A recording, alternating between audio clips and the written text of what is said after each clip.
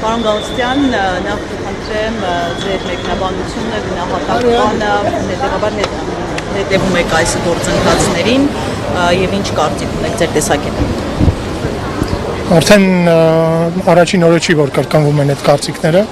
Հայաստանում տեղի է ունենում անկախության չէ, երկրորդ հանրապետության ժամանակ էլ 30-ական թվերից հետո, 40 թվից սկսած, այսպիսի բան չէր եղել, որ իրավական նվազագույն հիմնավորումներ չունենալով մարդուն ձերբակալեն, կալանավորեն, հետո սկսվի աներևակայելի մի բան, որ սարսափ ժանրի ֆիլմերում էլ չեք կարող տեսնել, ուղղակի գողանան, ուղղակի սեփականության իրավունքը չի ոտնահարվում, սեփականության իրավունք գոյություն չունի։ Այս իշխանության սիրելի, այս իշխանության պաշտելի արևմուտքում սեփականության իրավունքը անձեռնամխելի արժեք է։ Առհասարակ արևմտյան երկրներում Գագիկ Ծառուկյանի պես մարդու մասին նկարում են ֆիլմեր, որպեսզի հաջող սերունդը հաջողության պատմության օրինակ ունենա, կարողանան տեսնեն ինչպես է, ներառելով են բոլոր ծանրությունները, դժվարությունները, ներառելով են ամբողջ բարդ ընթացքը, որը մարդուն սարքում է սովորական մարդուց, մեծագույն հաջողակ բիզնեսմեն, մեկենաս եւ բարեգործ։ Այդ մասին ամբողջ արևմտյան, ամբողջ Հոլիվուդի լավագույն ֆիլմերը հենց այդ մասին են։ Առանձին վերցրած պերսոնայի պատմություն, որը սկսելով ամենացածրից, հարցել է ամենաբարձրին, հաղթահարելով բազմաթիվ խոչընդոտներ։ Այս խոչընդոտներ կա, իմիջիայլոց կարող ենք ձեռնարկենք հենց այդ ֆիլմի նկարահանումը Հայաստանի համար, այս խոչընդոտն լինելու է շրջադարձային կետ։ Այսպիսի բան չի լինում ամբողջ աշխարհում։ Այսինքն այն մարդը, որ հասարակության համար հաջողության հասնելու օրինակ է, վերցնեն տապալեն ինչ-որ մարդիկ, որոնց ամբողջ կյանքը տապալումների ու անհաջողությունների պատմությունն է։ Թարս ծուռ հայելիների պատմությունն է, սա, ծուռ հայելիների տակավորությունն է սա։ Ինչ մնում է մեզ, ես մի հատ ամոթի մեծ պատմության միջով եմ ասում, որովհետև շնորհիվ պարոն Ծառուկյանի մենք իրականացնում ենք մի ծրագիր, որը Հայաստանը ներկայացնում էր խոշորագույն կինեմատոգրաֆիական հարթակներում, Կաննում, Վենետիկում։ Այս տարի Վենետիկում մեզ տրամադրված էր տարածք այն վայրում, որը տրամադրում են միայն պետական կառույցներին, պետական ֆոնդերին, պետական հիմնադրամներին։ Ահա բացառություն էր արել Վենետիկի փառատոնը, Վենետիկի կինոշուկան Հայաստանի համար եւ ֆիլմ արտադրողների համահայկական ֆեդերացիային տրամադրել էին տարածք նկարահանումների տարածքների շուկայում։ Այս տարի առաջի անգամ Վենետիկի կինոփառատոնը հիմնադրել է նկարահանումների վայրերի շուկա եւ այդ շուկայում ներառված էր ընդամենը 11 երկիր եւ մի երկիրը Հայաստանն էր։ Ֆիլմ արտադրողների համահայկական ֆեդերացիան պետք է ներկայացներ Հայաստանը, Հիսուս Քրիստոսի արձանը որպես այցեքարտ, հետո Հայաստանը որպես նկարահանումների համար տարածք եւ Վենետիկի կինոփառատոնի կազմկոմիտեն հաստատել էր այդ ծրագիրը եւ տրամադրել էր մեր այդ տարածքը։ Հիմա մենք ստիպված ենք հրաժարվել դրանից, երեք ինձ տեղեկացրեցին, որ պրես ռելիզի մեջ չենք ներառելու ձեր անունը, որովհետեւ դուք առաջի մուծումները չեք արել։ Մենք մուծումներ չենք արել, որովհետեւ ես չեմ էլ դիմում այդ դրա համար, հասկանալով, որ այս պարոն Ծառուկյանը ինքն է ասնում ֆորս մաժորային իրավիճակ է, անիմաստ է հիմա խոսալ այն մասին, որ մենք չենք կորցնում մեր շանսը։ Այդ փառատոնները sense բաներ բազմաթիվ անգամներ տեսել են եւ մեզ արդեն առաջարկել են ցանկացած պահի ներգրավել կամ ամբողջ շնորհանդեսը տեղափոխել մյուս շուկա, որը Վալյադոլիդի շուկան է հոկտեմբերին։ Հույս ունեմ, որ այս սարսափը կվերանա, չնայած մենք իհարկե օգտագործելու ենք միջազգային այդ շուկաները բարձրաձայնելու համար այն ինչ որ կատարվում է Հայաստան, մենք չենք հանձնվելու։ Որևէ մեկը այս իշխանությունը այդքան չկա, որ ստիպի մեզ սրա հետ հաշտվել կամ սրա հետ հանձնվել։ Ես ուզում եմ ասեմ, այդ փառահեղ ծրագիրը, գիտեք, ես գաղտնիք բացեմ, չի կարելի ասել պես բաները քանի չեն եղել, բայց մենք 5 նկարահանման խմբի առաջարկ ունեինք Հայաստանում գալ եւ իրականացնել նկարահանումներ։ Մի խումբը պետք է գար սեպտեմբերին արդեն, սեպտեմբերին։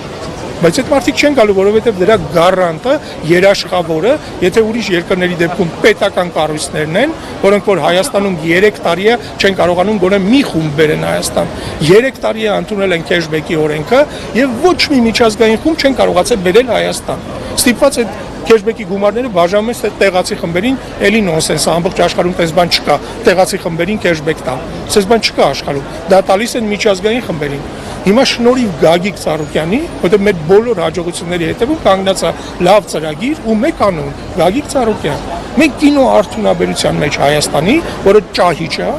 որը դոտացիոն ոլորտ է, սարսափելի ոլորտ է, այդտեղ անում ենք հեղափոխություն։ Էլի անելու ենք։ Բայց 5 նկարահանման խումբ մենք բերելու ենք Հայաստան։ Հայաստանը ինտեգրվելու է միջազգային process-ի։ Հիմա այս ծրագիրը կախված է օդում։ Եվ քանի որ ես միայն նոր եմ առնչվում պարոն Ծառուկյանի հետ, պատկերացնում եմ, թե ինչ կոլապս է այն ոլորտներում, որը ի տարբերություն կինոարդյունաբերության ինքը արդեն կայացրել էր։ Դրանք արդեն գործող ոլորտներ էին, դրանք արդեն աշխատող ոլորտներ էին։ Հիմա այդ աշխատող ոլորտները կոլապսի մեջ են։ Կինոարդյունաբերությունը անհնար էր Հայաստան բերել միջազգային խմբերի։ Դա մենք կարողացանք անել, էլի եմ ասում, շնորհիվ իր ծրագրի առաջ տանելու Հիսուս Քրիստոսի արձանը որպես այցեքարտ, որ տեսեք այսպեսի բան է եւ դրա հետևում արդեն Հայաստանը ցույց տա։ Ու այս ծրագիրը փայլուն աշխատեց կաննում, մենք ունեցանք համաձայնություններ, հիմա Վենետիկից էլի խմբերի հետ գայինք, որտեղ Վենետիկում արդեն դրել էինք հանդիպումներ ու ունեինք շնորհանդես։ Այս ամեն ինչը կորցնելուց հետո այս մարդկանց թվում է, որ Գագիկ Ծառուկյանի բիզնեսները վերցնելով իրանք այդտեղ ունենալու են շահույթ, այդ սա գցելու է ձեր ոտքերին, չկարանալու անել։ Այդ մարդը ինքը զրոյից է ստեղծել այդ բիզնեսները։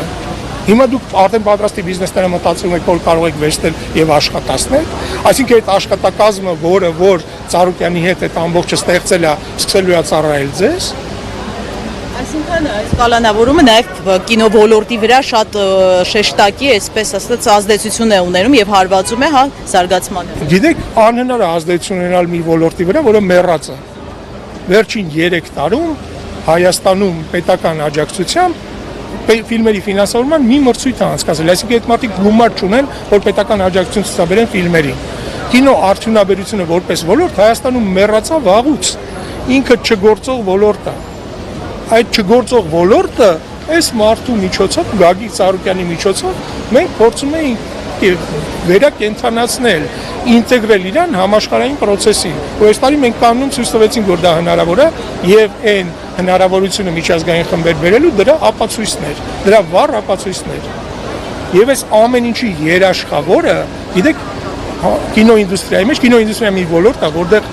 եթե չկա պետական երաշխիք, պետք է լինի պարտադիր մի մարդ, կայացած մարդ, հարուստ մարդ, որը երաշխավորի այդ process-ը։ Հիմա Գագիկ Ծառուկյանը ինքը ունի երաշխավորման կարիք, մենք պետք է իրան երաշխավորենք, ինքը կալանավորված է, իր բիզնեսները կալանքի տակ են։ Սա անհավանական բան է ու ես արդեն չգիտեմ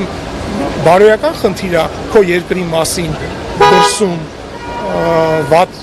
ներկայացնելը, դա բարոյական բան պետք է հաղթահարես դա անելու, բայց այս մենք չենք պատրաստվում լռել, որովհետև անհնար է մեռած ոլորտը ոտի հանող մարդուն եւ էլի եմ ասում, մեկ մի խնդիրն է, ես մի փոքր շփում ունեմ իր հետ։ Բայց կայացած ոլորտները ոնց եք դուք բարի տալի, ես երկրում այս քայքայված տնտեսության պայմաններում ոնց եք sense բաներ անում։ Այդ ինչ շահեր ունեք դուք։ Ակնհայտ է, չէ՞ որ սրա հետևում ոչ հայկական շահ է։ Ակնհայտ է, չէ՞ որ այս իշխանությունների խելքի բանը չի sense տապալելը Ծառուկյանին։ Դա այն ուժերն են, որոնք Հայաստանը ուզում են տապալել։ Այստեղ խնդիր չկա։ Այստեղ իրանք ուզում էին Հայաստանի պարոն Ծառուկյանից խլեին իր 5 քվեները, խլեցին։ 60,000 ձայնը ուզեցան ոչնչացնել, ոչնչացրեցին։ Գողացան այդ ձայները։ Հետո այդ քաղաքանը տեղափոխեցին այնտեղ, որտեղ արդեն ընդհանրապես կապ չունի արդեն Ծառուկյանը որպես մարդ։ Ինքը կապ ունի որպես Հայաստանի տնտեսության ողնաշարը ստեղծած մարդ, Հայաստանի տնտեսության մեջ ահռելի ներկայություն ունեցող մարդ եւ մեծագույն բարերար, որի գործունեությունից կախված են 100,000-ավոր ընտանիքների կենսագործունեության պայմանները։ Այսի Հայաստանի դեմ ոչ հայկական ուժերի ձեռնարկած բան է,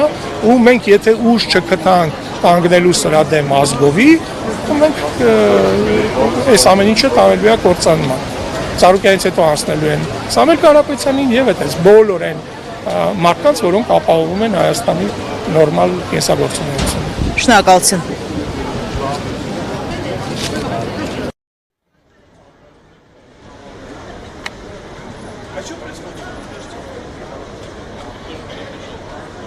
происходит? Выборы? Пошли выйдем, да сейчас?